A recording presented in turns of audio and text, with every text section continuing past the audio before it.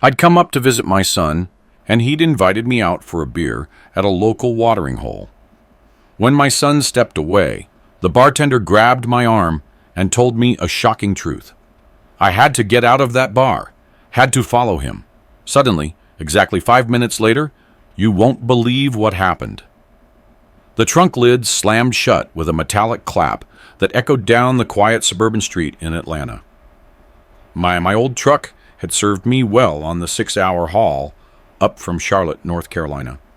But my back reminded me of every single pothole between here and home. I lifted my leather travel bag out of the trunk, feeling the weight of exhaustion settle deep into my bones. "Pop!" Jamal's voice carried a forced cheerfulness across his small front lawn. He bounded down the porch steps with his arms wide open, but something felt off. His smile was stretched too tight across his face, like plastic wrap over yesterday's leftovers. I studied my son as he approached, 35 years old, and still carrying that nervous energy that always had him pacing during phone calls. But this was different. His hands were shaking as he reached for my bag.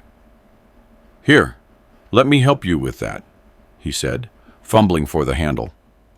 The bag almost slipped from his grasp. "I got it." I held on to my luggage, watching his eyes dart away from mine. "You all right, son?" "Perfect. Just real glad you're here." He wiped his palms on his jeans. "Come on. Vanessa's making that lasagna you love." The smell of garlic and herbs drifted from the open windows of their home in a nice, quiet neighborhood. Through the window glass, I caught a glimpse of my daughter-in-law moving through the kitchen, her auburn hair catching the evening light. At least someone in this family seemed genuinely happy about my visit. Jamal grabbed my elbow as we walked toward the house, his grip stronger than necessary.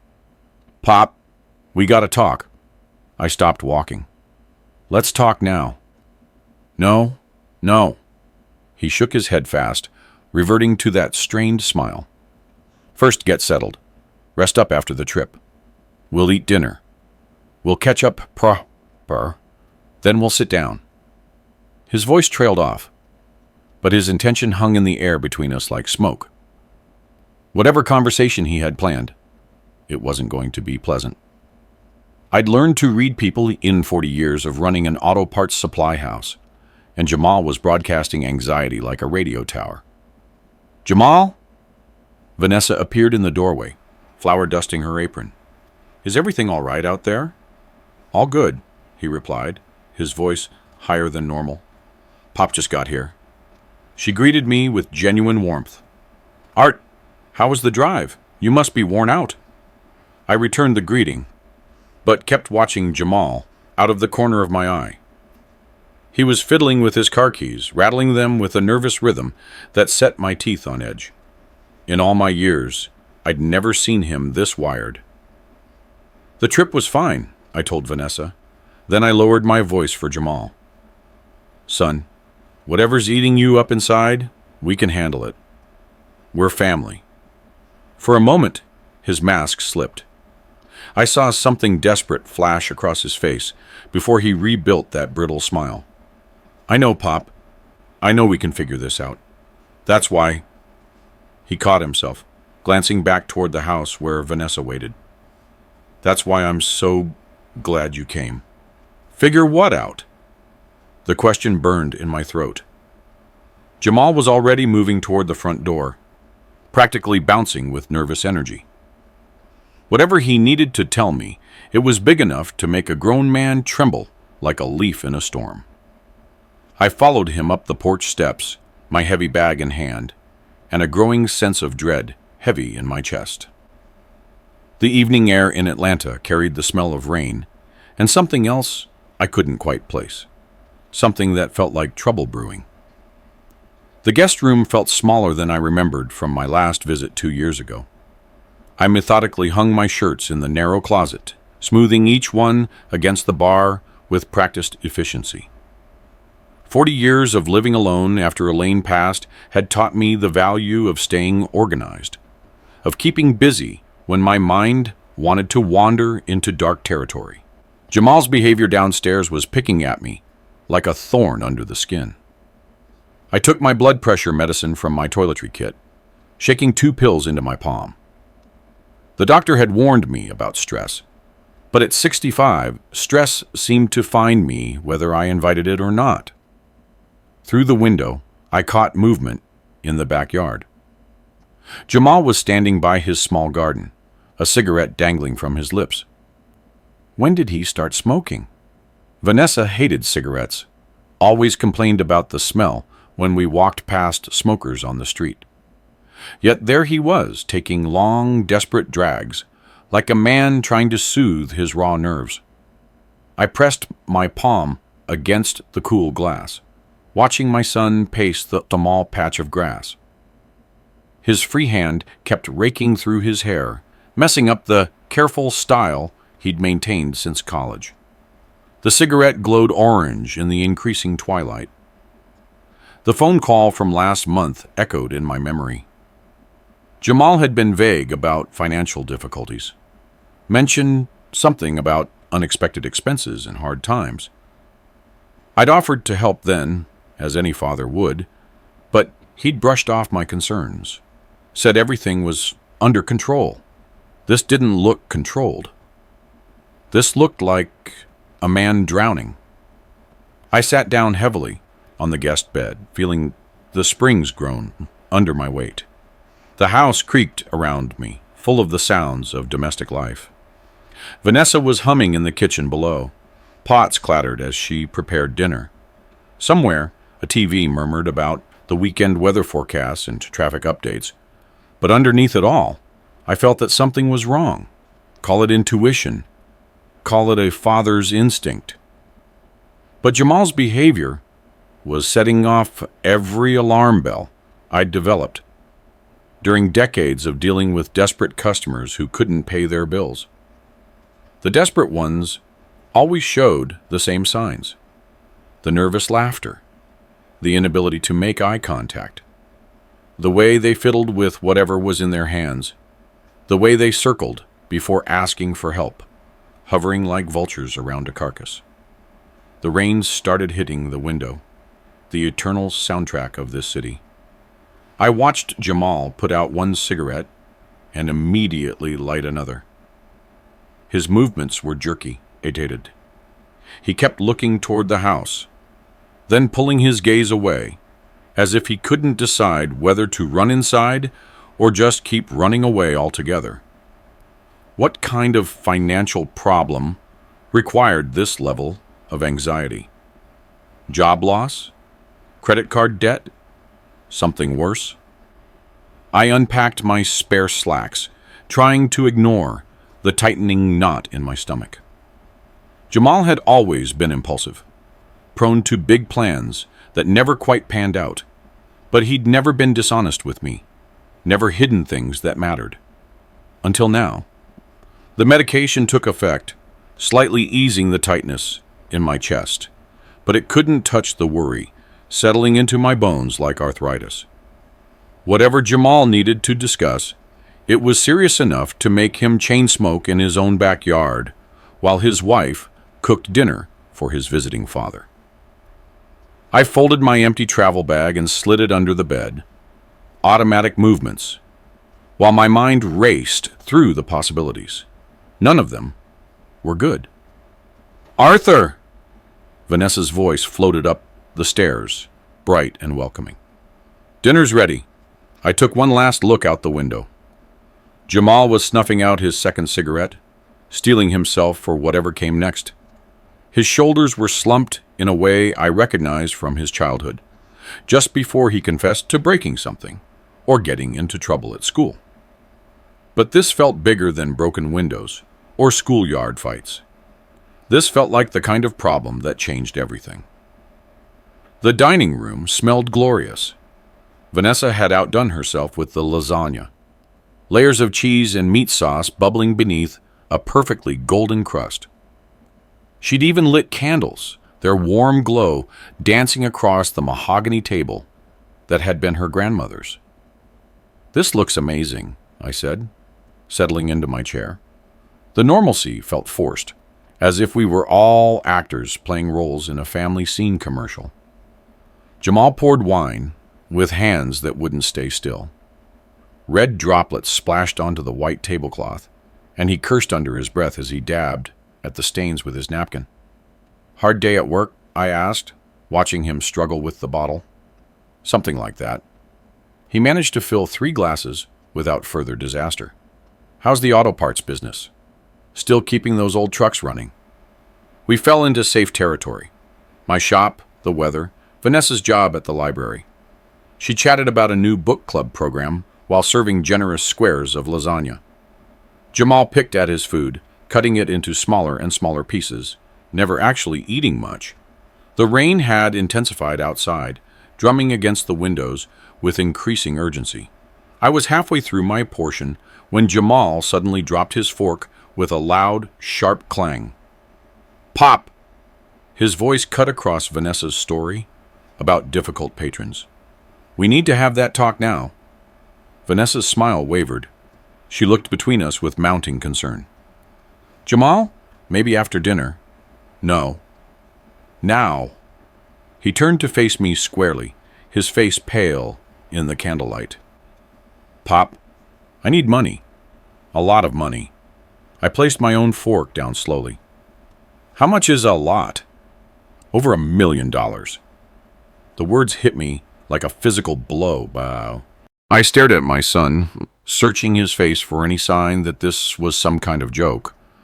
But his expression was deadly serious, almost frantic. "Are you out of your mind?" "I've done the math," he continued, as if I hadn't spoken. "Your business is worth maybe $600,000, maybe more to the right buyer. The house back in Charlotte should fetch another 400, plus your savings, your retirement accounts." "You want me to sell everything?" My voice came out strangled. "To lose everything I've worked for your mistakes?" Vanessa's face had gone white. She stared at her husband as if she'd never seen him before. "They're not just mistakes, Pop. This is life or death. Serious." Jamal leaned forward, his eyes wide. "I borrowed money from the wrong people. And now they want it back with interest. Heavy interest." "Who did you borrow from?" "That doesn't matter. What matters is I need over $1 million, and I need it fast. You're the only person who can help me." I pushed away from the table, my chair scraping against the hardwood floor. "I'm not destroying my life to fix yours, son." "Pop, please." His voice cracked. "You don't understand what these people will do if I don't pay them." "Then you should have thought of that before you borrowed from them." Vanessa finally found her voice. "Jamal, what are you talking about? What people? How much did you borrow?" He ignored her, keeping his eyes locked on mine. "I'm your son, your only son."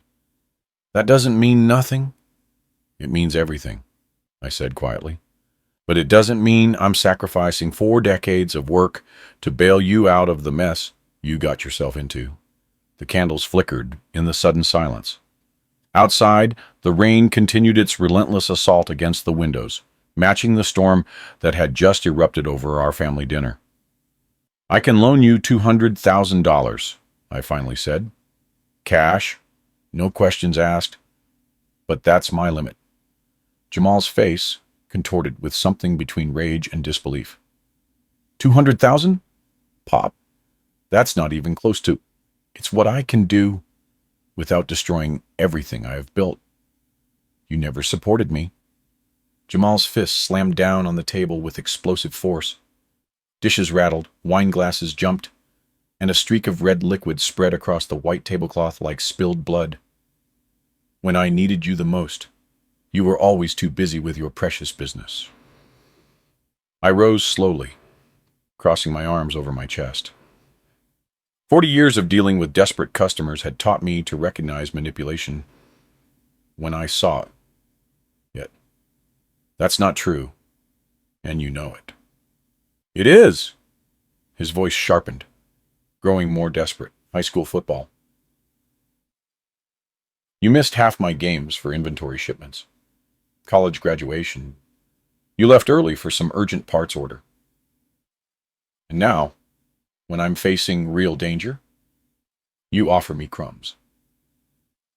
Vanessa had started crying silently, tears tracing paths down her cheeks as she watched her husband transform into someone she didn't recognize. Her hands shook as she reached for her napkin. I can loan you $200,000, I repeated, keeping my voice level despite the tempest tearing across the table. Cash. No questions asked. Earn the rest yourself. Earn it? Jamal laughed, a bitter sound that raised the hair on my arms. Pop, I don't have time to earn it. These people don't give extensions or payment plans. They break bones first. They ask questions later. His chair scraped back as he bolted up, pacing behind the table like a caged animal. The candlelight threw wild shadows on his face, making him look almost monstrous. You have no idea what it's like, he continued, his voice broken.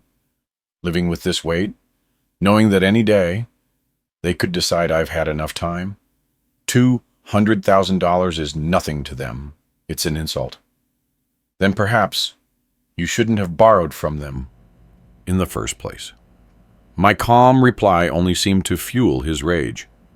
He grabbed his wine glass, and for a moment I thought he'd throw it. Instead, he emptied it in one gulp, red drops staining his lips. Easy words from a man who never took a real risk in his life, he spat. You played it safe. Sold auto parts to the same customers for decades. Never dreamed big. Never aspired to anything beyond your little corner of Charlotte. The accusation stung because it held a grain of truth. I had played it safe after Elaine died. I focused on building something stable and reliable. But that stability was what allowed me to offer him anything at all. Those safe decisions put food on your table and paid for your college, I reminded him. They built the business that's giving you this opportunity. Vanessa's quiet sobbing grew louder. She pushed away from the table, clutching herself as if trying to hold her world together. Please, she whispered. You too, please stop. But Jamal couldn't hear her anymore. He leaned across the table, his face inches from mine. You know what Mom would say if she were here? She'd tell you to help your son. She'd tell you family comes before business. The mention of Elaine hit me like a gut punch, but I didn't let it show. Your mother would also tell you to take responsibility for your mistakes instead of blaming everyone else. My mistakes? His voice rose almost to a scream. What about your mistakes, Pop? What about all the times you chose work over family? Maybe if you'd been there more, I wouldn't have what? Made the decision to borrow money from criminals? That's your choice, Jamal. Own it. Vanessa's chair scraped against the wood as she stood abruptly, her tear-stained face flushed with determination. Enough. Her voice sliced through our argument like a blade. Both of you, stop right now. The authority in her tone surprised us both. Jamal's mouth snapped shut mid-sentence, and I found myself instinctively stepping back. She wiped her cheeks with the back of her hand, leaving streaks of mascara that made her look older, more tired. This isn't solving anything, she continued, her voice shaky but resolute. You're both exhausted, angry, and saying things you don't mean. Everyone needs to go cool down. Jamal opened his mouth to protest, but she held up a hand. Pop's had a long drive. You've been stressed for weeks. And she took a trembling breath. I need some time to process all this. I looked at my daughter-in-law, truly looked at her, and saw the toll this night had taken. Dark circles beneath her eyes, tension in her shoulders, the way her hands trembled as she spoke. Whatever troubles Jamal had brought to our family, She had been carrying the weight of them too. "Vanessa's right," I said softly. "I'm sorry for the shouting, Vanessa. This isn't what I wanted for tonight." She managed a weak smile. I know you both love each other, even when you fight like this." Jamal ran his hands through his hair, messing up the careful style from earlier. For a moment, he looked like the little boy who used to have nightmares and crawl into bed with Elaine and me. "Fine," he muttered. "Maybe some space is good." He moved toward the living room, then stopped and turned back to us. "But Pop, this conversation isn't over. We need to find a solution." "We'll find one," I promised, though I wasn't sure what that solution would look like. Jamal nodded curtly and headed for the stairs. His steps were heavy on each tread, and when he reached the second floor, his bedroom door slammed shut hard enough to rattle the picture frames in the hallway. I stood there for a moment, listening to the sudden silence that had fallen over the house, the rain continuing its steady percussion against the windows. And somewhere in the kitchen, the dishwasher sprang to life with a low hum. "Go on up," Vanessa said softly, already moving to clear the dining table. "I'll take care of this." "You don't have to. I need to keep my hands busy," she interrupted, stacking plates with mechanical precision. "It helps me think." I watched her for a moment. This young woman who had married into our complicated family and was now dealing with consequences she'd never signed up for. The lasagna lay nearly untouched, cold and congealed in the serving dish. What should have been a celebratory dinner had turned into something else entirely. "Thank you," I finally said, "for stepping in, for trying to keep us civilized." She paused, her clearing, holding a stack of plates to her chest. "He's scared, Arthur. More scared than I've ever seen him. I don't know what kind of trouble he's in, but it's eating him alive." The admission hung between us like a confession. Then she turned back to her chores, and I moved slowly toward the stairs, my knees protesting on every upward step. The hallway was dark, lit only by a small nightlight near the bathroom. Jamal's door remained firmly shut, no light visible beneath it. But I could hear movement inside, maybe pacing, or the restless sounds of someone who wouldn't be sleeping anytime soon. My hand found the guest room doorknob, cold metal against warm palm.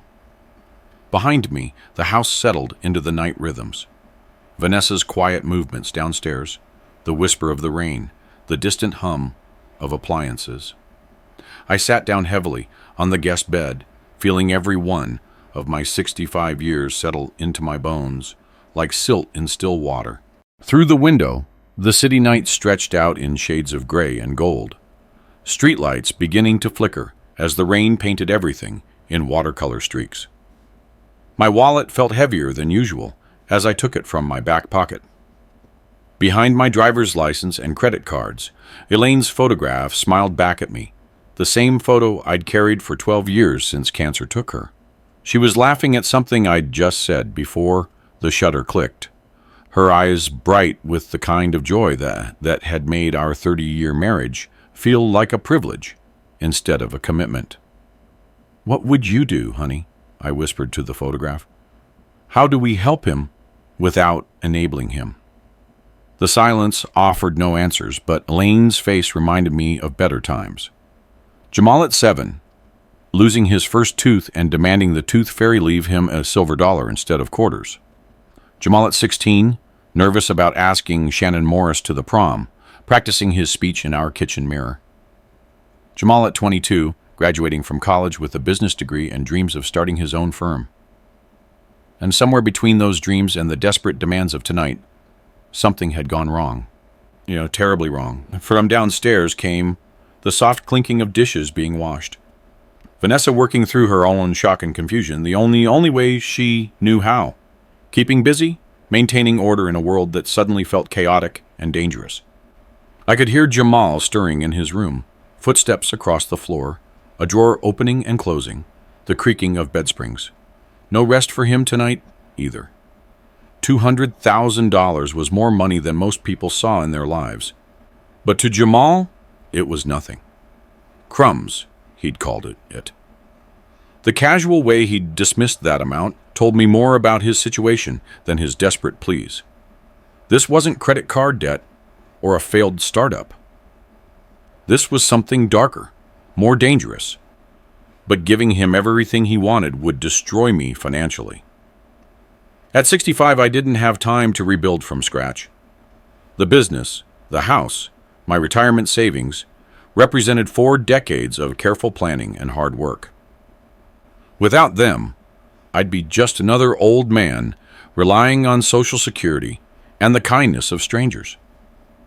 Yet, he was still my son. He was still the boy who'd curled up in my lap when thunderstorms scared him, who'd asked me to teach him how to change the oil and balance a checkbook. The boy Elaine and I had raised to do better than this. Maybe $300,000 would be enough. It would hurt.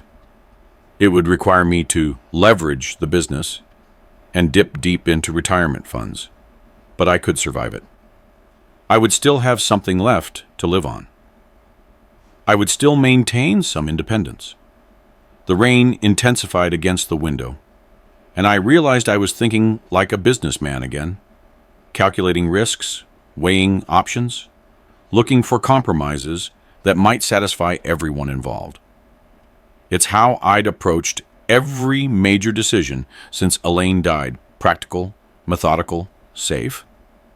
But this wasn't a business transaction. This was my son's life, possibly hanging in the balance. Through the floor, I could hear Vanessa's voice, soft and worried, then Jamal's deeper tones, too muffled to make out the words, but carrying the unmistakable cadence of persuasion. He wasn't sleeping either. He was downstairs, likely trying to convince his wife to help him convince me. I tucked Elaine's photograph back into my wallet, the decision crystallizing like ice forming on a winter pond. $300,000. Final offer. Enough to prove I loved him. Not enough to destroy everything his mother and I had built together. Thirst hit me as a reminder of my mortality: dry mouth, rough throat, the kind of dehydration that comes from emotional exhaustion. I rose from the guest bed, joints protesting, after an hour of sitting and thinking. The house had settled into the silence of night. Vanessa's movements had long since ceased downstairs. My bare feet found the hardwood of the hallway, cool against my skin. The stairs creaked beneath my weight as I descended slowly, one hand sliding along the banister for balance. At my age, nighttime navigation required more caution than pride cared to admit. The kitchen felt different in the near darkness. I flipped on the small light above the sink, casting a warm glow over the granite countertops Vanessa kept immaculate. The faucet water ran cold against my fingers as I filled the glass. The simple act was somehow calming after the day's emotional storms. Pop! I spun around, the glass of water halfway to my lips.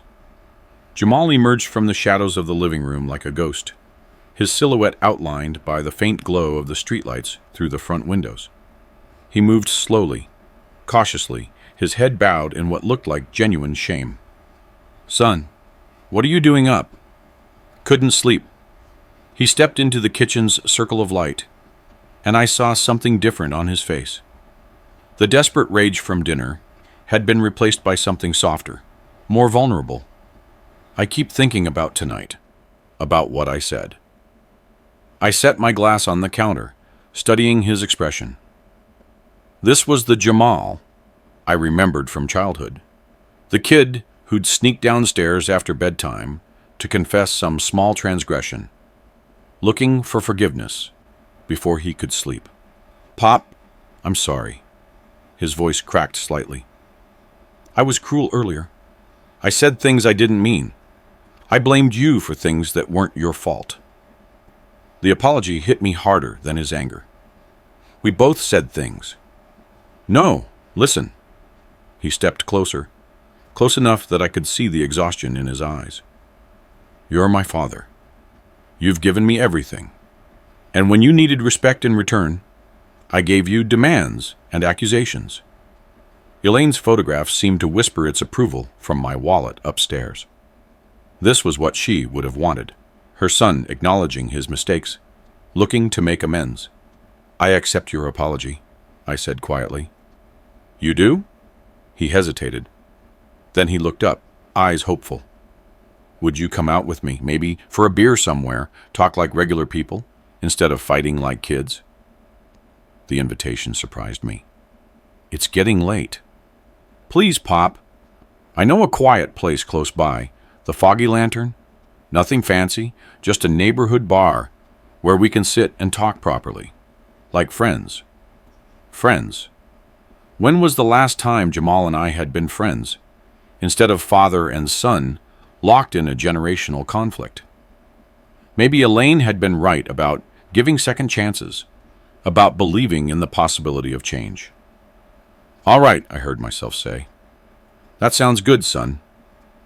His smile transformed his face completely, wiping away years of tension and replacing it with something close to joy. He stepped forward and wrapped his arms around me in an embrace that felt both startling and natural. Thank you, he whispered against my shoulder. This means everything to me. I hugged him back, feeling the solid weight of my adult son in my arms. For the first time all day, hope flickered in my chest. Maybe we could get through this together. Maybe the $300,000 I had decided to offer would be enough to start rebuilding our relationship along with his life. Let me grab my jacket, I said as we broke apart. Mine's too. It's cooling off out there. Jamal was already moving toward the coat closet near the entryway, his step lighter than it had been all night. The Foggy Lantern has great draft beer, and they usually have a game on. Remember watching baseball together when I taught you about batting averages? Of course I remember. The memory warmed me more than the kitchen light. You kept statistics in that little notepad. Still have it somewhere. He handed me my jacket. Then he shrugged into his own, ready to go out and make new memories. I nodded, following him toward the front door. Behind us, the kitchen light cast a warm rectangle on the floor, but I was already looking ahead to what awaited us at that neighborhood bar, to the conversation that might finally heal the wounds between us. The Foggy Lantern lived up to its name. Amber light filtered through decades of cigarette smoke that had stained the wood paneling a deep brown, and neon beer signs cast colored shadows over the worn leather booths. It felt like the kind of place where neighborhood regulars nursed the same beer for hours while arguing over sports stats. Jamal led me to the bar, where a burly man with salt and pepper temples was polishing glasses with practiced efficiency. His name tag read Marcus, and he had the demeanor of someone who'd seen enough of life not to be impressed by most of it. Good evening, Marcus, Jamal said with casual familiarity. 2 drafts, whatever you recommend. Marcus nodded without comment, pouring 2 perfect pints of amber ale. His movements were economical, professional, but I caught him studying Jamal with the subtle attention bartenders develop for reading their customers. Thanks, I said, as he placed the glasses in front of us. The beer was cold, with a clean flavor that cut through the day's accumulated stress. Above us, a baseball game was playing on the mounted television. The home team was losing by 3 in the 7th inning, and the small crowd of patrons offered occasional commentary to the screen. It felt comfortable, normal, the way countless father-son nights should have been. Remember watching games together? I asked, settling onto my bar stool. You were maybe 12. You kept asking me to explain that complicated baseball rule. Jamal's smile was genuine, reaching his eyes for the first time all day. Sure, Pop. You taught me to love the baseball. Said it was all about patience, strategy, waiting for your pitch. Still good advice, in baseball and in life. He raised his glass to second chances. I'd clinked my beer against his, feeling something loosen in my chest that had been tight since dinner. Maybe this was what we needed all along. Neutral territory, away from family expectations and old grievances. The beer went down easy, and I found myself relaxing for the first time since I arrived in Atlanta. Jamal seemed different here, more like the son I remembered, less like the desperate stranger, demanding my life savings. He asked about the shop. He laughed at my stories about difficult customers. He shared memories of helping me organize inventory during summer breaks. I missed this, I admitted, as Marcus refilled our glasses without being asked. Me too. Jamal took a long drink of his beer. Then he glanced toward the entrance. I really did. Behind the bar, Marcus continued his silent work, but I noticed him watching Jamal with increasing frequency. Professional interest, perhaps, or the natural wariness bartenders develop toward customers who look jittery. Despite the friendly conversation, Jamal was jittery. Now that I was looking for it, I could see the subtle cues. Fingers tapping against his beer glass, quick glances toward the door, the way he checked his phone when he thought I wasn't looking. "Everything all right, son?" "Perfect." His reply came too quickly. Too bright. Just enjoying the night, you know? Sometimes you forget how good it feels to just sit and talk. The baseball game ended with the home team leaving 2 runners on base, and Marcus reached for the remote to flip channels. The movement seemed to make Jamal more anxious, his eyes tracking every person who entered or left the bar. "Pop, excuse me for a minute?" Jamal stood abruptly, pulling his phone from his pocket. "Need to hit the restroom, maybe make a quick call." "Sure." I watched him navigate between the tables toward the back of the bar, his half-finished beer glass still sitting on the counter. Something felt odd about his sudden departure, but I couldn't pinpoint exactly what it was. Maybe he was just checking on Vanessa, making sure she wasn't worried about our late-night excursion. Marcus appeared in front of me, wiping down the already clean bar surface with methodical strokes. "Good night for it," he said conversationally. "For what?" "Father-son time. Don't see much of that anymore." His eyes drifted toward the back of the bar, where Jamal had disappeared. "Your boy seems uneasy tonight." Before I could answer, something in Marcus's expression shifted. His casual demeanor sharpened into something more focused, more urgent. He leaned slightly over the bar, his voice dropping to barely a whisper.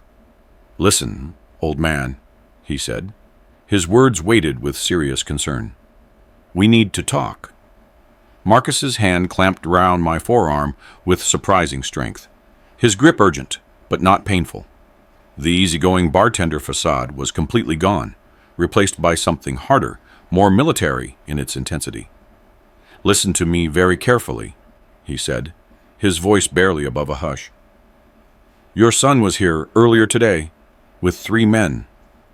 I heard them talking about your elimination."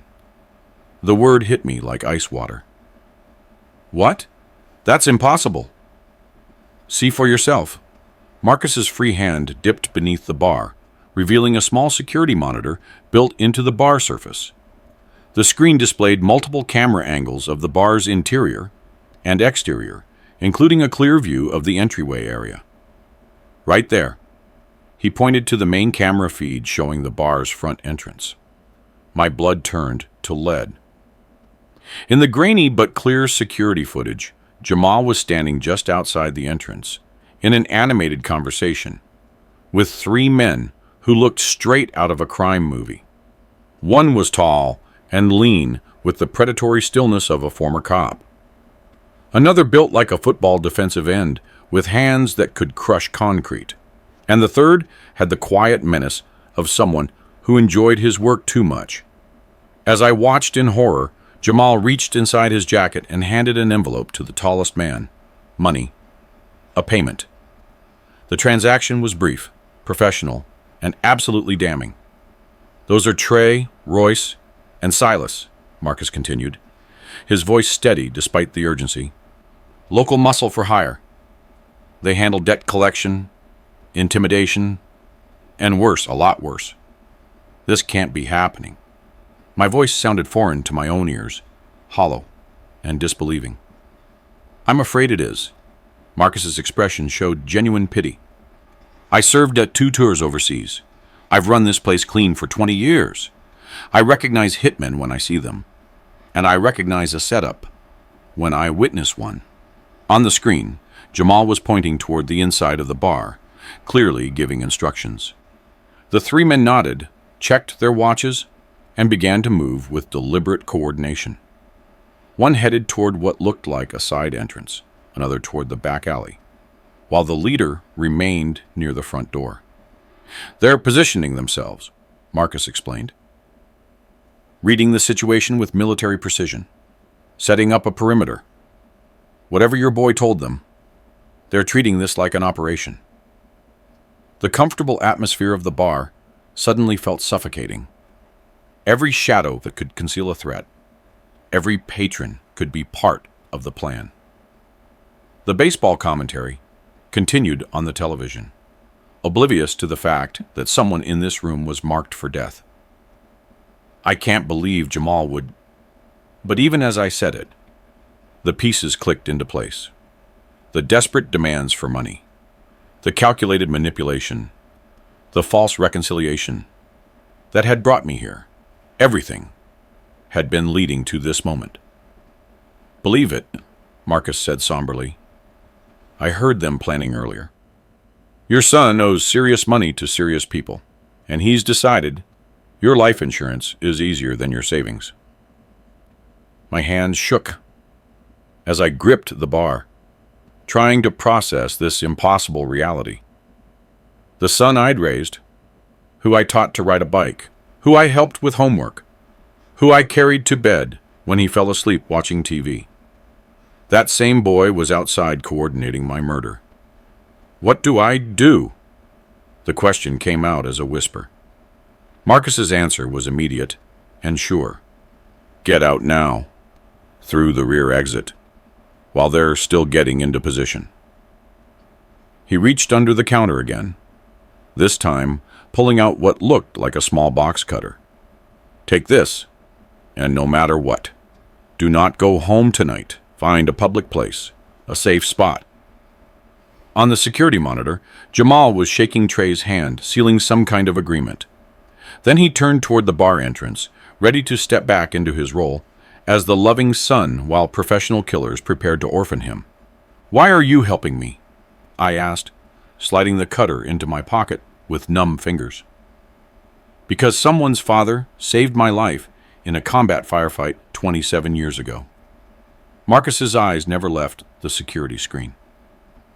"And because some things are just right or wrong, no matter what family politics are involved." Through the dim interior of the bar, I could see Jamal returning from the restroom area, phone still in hand, likely confirming the timing with his hired guns. His face carried the same loving expression he'd shown me all evening. But now I could see it for what it truly was. The mask of a son planning patricide. "Thank you," I whispered to Marcus, my voice barely audible above the bar's background noise. He nodded once, a soldier's acknowledgement. Then he turned back to polishing glasses, as if nothing had happened. I rose slowly from my bar stool, fighting every instinct that screamed at me to run. Running would draw attention. Running would get me killed. Instead, I walked with measured steps toward the back of the bar, past the pool table where 2 college students argued over a missed shot, past the corner booth where an older couple shared nachos and remembered their courting years. The men's room door felt heavier than it should as I pushed it open. My hands were shaking now, adrenaline flooding my system like it hadn't since the war, 60 years ago, when bullets sang over our heads and survival meant split-second decisions with incomplete information. I locked the door behind me, the metallic click echoing in the small tiled space. The bathroom was narrow, barely 6 feet wide, with a single window set high on the back wall. Frosted glass, rectangular, maybe 2 feet wide by 18 inches high. And not much space for a 65-year-old man with arthritic joints and a bad knee from decades of crawling under car hoods. But it was the only exit that didn't walk me past 3 professional killers. The window cranked open with a rusty protest, the cool city air rushing in to mix with the smell of industrial disinfectant in the bathroom. I grasped the edge of the sink and pulled myself up, my knees screaming in protest. The porcelain was slick under my palms, and for one terrifying moment, I thought I might fall backward onto the tiled floor. 65. When did I get so fragile? The window frame dug into my ribs as I squeezed through, my jacket catching on the metal latch. Below me, the alley stretched into darkness, punctuated by a single security light mounted on the building across the narrow gap, and dumpsters lined both walls like sleeping monsters. And the pavement looked a long way down. I had no choice. I pushed through the window opening, felt myself drop, and hit the alley pavement harder than I expected. My knees buckled, pain shooting up my spine, but I rolled with the impact the way Sergeant Morales had taught us during basic training. Certain muscle memory never dies. The alley smelled of garbage and rain, with an undercurrent of something else. Bar kitchen grease, perhaps, or oil from the delivery trucks that serviced these back entrances. I kept low, moving along the building wall toward the front, my breathing more ragged than I cared to admit. Through the brick and mortar, I could hear the faint sounds of the bar, continuing its normal Friday night rhythm. Baseball commentary, laughter, the clink of glasses. Somewhere in that warmth and normalcy, my son was probably looking at his watch, wondering why his father was taking so long in the bathroom. My son, who had hired assassins to kill me. The thought should have paralyzed me, but instead, it sharpened my focus. The old training was returning, muscle memory from a war I'd tried to forget. I reached the corner of the building and flattened my back against the brick wall, listening. Male voices drifted in the night air, not from inside the bar, but from somewhere near the front entrance. Jamal's voice and others. I crept around the corner, staying in the shadows cast by an overhang that sheltered the bar's rear delivery entrance. My heart pounded against my ribs, but my breathing was controlled now, measured. From around the corner came the low murmur of conversation, too distant to make out the words, but close enough to recognize the cadence, planning, coordination, the sound of professionals discussing their work. I had to know what they were saying. I had to understand exactly what I was up against if I was going to survive the next 24 hours. The box cutter Marcus had given me felt solid in my jacket pocket, but I had no illusions about my chances in a fair fight against 3 younger, stronger men. This wasn't going to be a fair fight. Moving carefully, I crept toward the front of the building, using parked cars as cover. An old van was parked on the curb directly across from the bar's main entrance. Its bulk provided perfect concealment. I ducked behind its rear bumper and peered around the liftgate. Under the amber glow of a streetlight, Jamal stood with 3 men who looked exactly like what they were.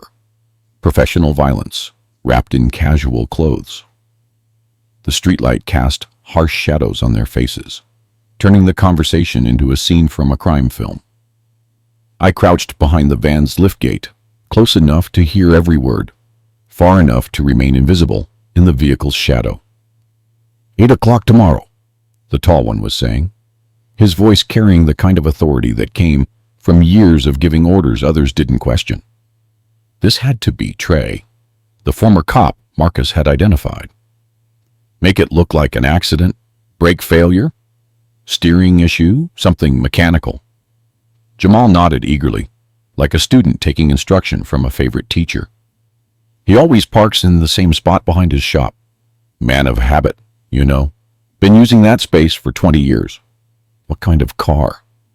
The burly Royce had a voice like gravel in a concrete mixer. Matters for the prep. An old truck, probably 10 years old. Keeps it up himself, changes his own oil. All that stubborn, independent stuff. Jamal's casual disdain for his father's self-reliance turned my stomach. Extended cab blue. The third man, Silas, spoke bombly, his words barely crossing the street. Security cameras in that area? Some, but nothing covers the parking area directly. Angles are wrong from the street cams, and the shop's system focuses on the main entrance, not the employee lot. They had thought of everything. This wasn't a crime of passion or desperation. It was methodical murder, planned with professional precision. I memorized every word, every detail, filing it all away for whatever came next. $200,000 is cheap for this kind of work, Royce complained, shifting his weight from one foot to the other. We usually charge $500,000 for a clean elimination. Jamal's voice tightened. It's all I've got right now in cash. But once the inheritance comes through, he spread his hands in a gesture that promised future riches. We're talking over $1 million in total assets. I'll double your fee once everything settles. What if the old man changed his will?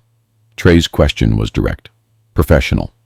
If he left everything to charity, or some girlfriend we don't know about. He didn't. I saw the will. He had me witness it 3 years ago when Mom died. Everything comes to me. Then to Vanessa if something happens to me.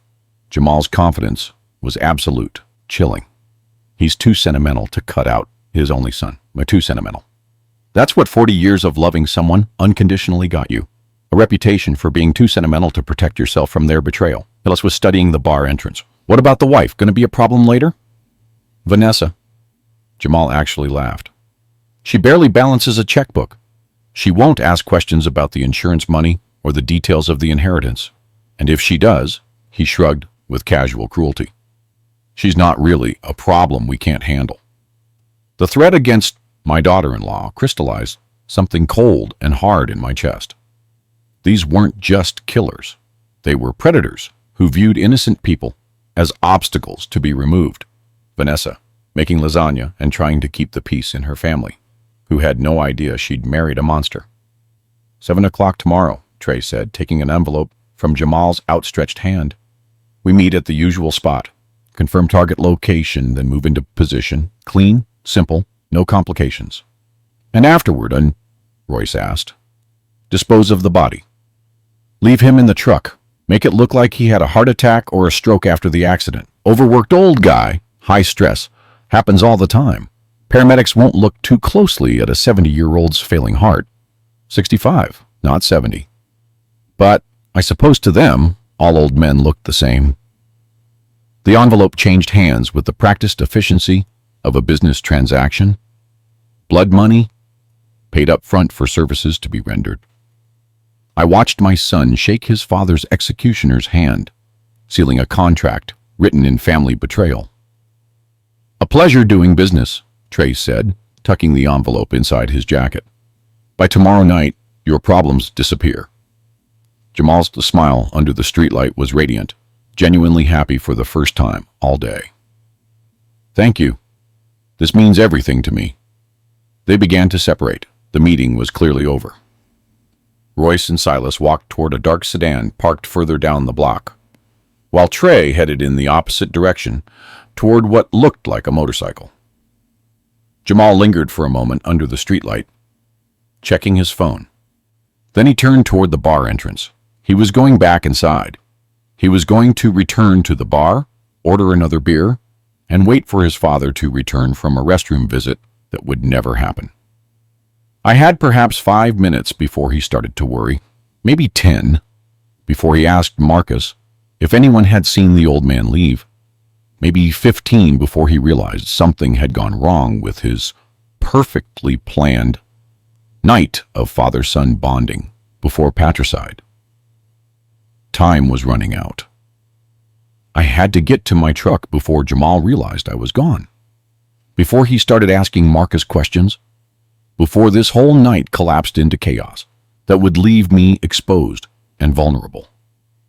I moved quickly, but silently across the street, staying in the shadows between the streetlights. My truck was exactly where we'd left it. The keys were still in my jacket pocket, where Jamal couldn't have touched them during our brief time in the bar. Small mercy. I slipped behind the wheel. I started the engine with a prayer that it wouldn't stall or sputter, and pulled away from the curb with the careful slowness of someone trying not to attract attention. The drive back to Jamal's house took exactly 14 minutes across the night streets of Atlanta. 14 minutes to process what I'd witnessed, to accept the reality that my only son had orchestrated my murder, to begin calculating what came next. The logical part of my mind was already working on practical considerations. How much time did I have? What resources were available? What innocent people needed protection? Vanessa. Whatever happened between Jamal and me, she didn't deserve to become collateral damage in a war she didn't even know was being fought.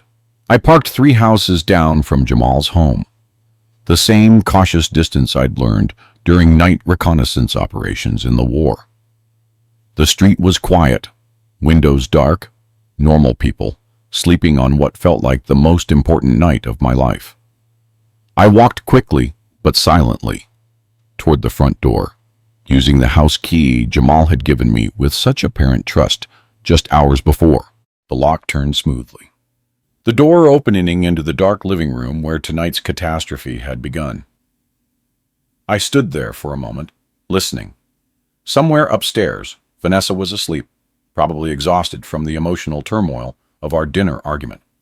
She had no idea her husband was currently sitting in a bar, wondering why his father was taking so long in the bathroom. The guest room felt different now, not welcoming, but like enemy territory I needed to escape. I packed methodically, the way Elaine had taught me during our early married years when my late shifts at the shop meant coming home at odd hours. Every item had its place, every movement calculated to avoid noise that might wake the house. My blood pressure medication went into the toiletry kit. Clean shirt and underwear folded into the bag. Elaine's photograph, still carrying her warmth and wisdom, tucked safely into my wallet. Everything that mattered, everything that made this place a temporary home, was gone, as if I'd never been there. Before leaving, I took a piece of paper from the guest room desk and wrote carefully, in my most legible hand, "Vanessa, your husband is in danger. If you love him, take the children and go to your mother's house first thing in the morning. Ask no questions. Just leave. Trust me, Arthur." It wasn't the whole truth, but it was enough truth to save her life. I placed the note on the kitchen counter, where she'd find it when she made her morning coffee, secured by the salt shaker so it wouldn't blow away if anyone opened a window.